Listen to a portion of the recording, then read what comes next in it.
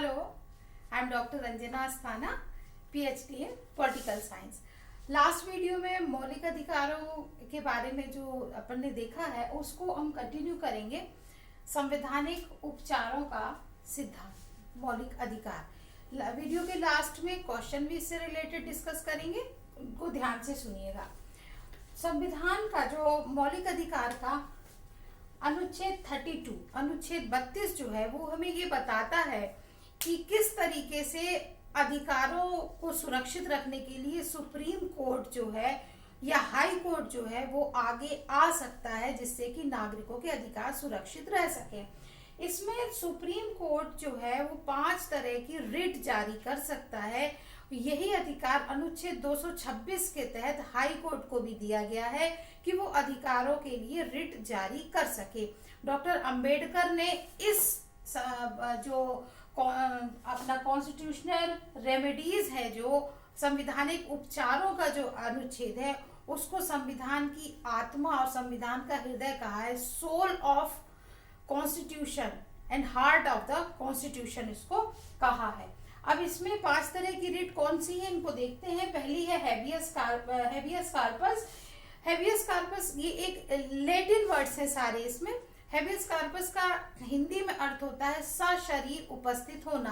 यदि किसी व्यक्ति को गिरफ्तार कर लिया जाता है तो उसको बिना किसी शारीरिक आघात पहुंचाए उसको सशरीर यानी पूरे तरीके से नियरेस्ट कोर्ट में प्रस्तुत करना होता है। ये हर गिरफ्तार किए गए व्यक्ति का मौलिक अधिकार होता है कि जब उसको पहले कोर्ट में प्रस्तुत करे, जब कोर्ट बोलता है उसके बाद ही उसको रिमांड पे लिया जाता है या उससे पूछताछ या उसको किसी तरीके का आघात होता है। उसके पहले उसको हर तरीके से सुरक्षित रखा जाता है जब तक कि उसका जुर्म वो नहीं होता।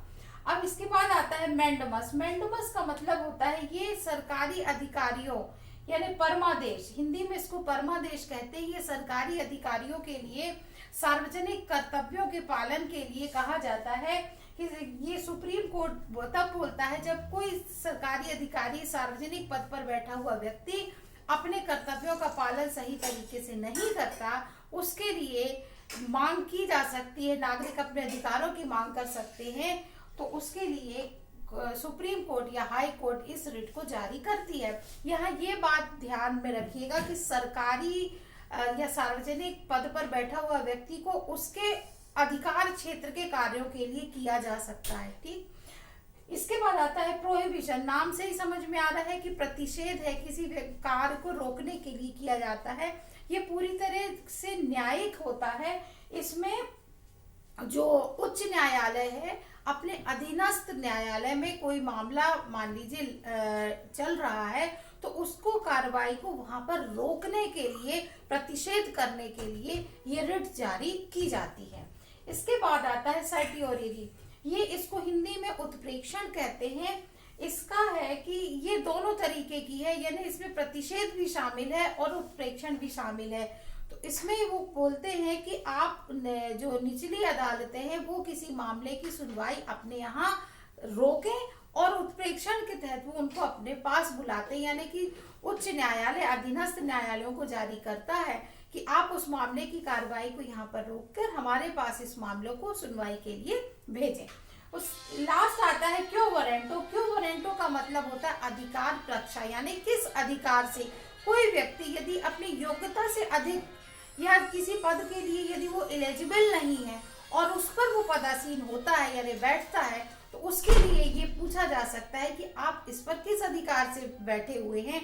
तो इसके लिए क्यो वरेंटो रिट जारी की जाती है, जिसको कि अधिकार रक्षा कहा जाता है।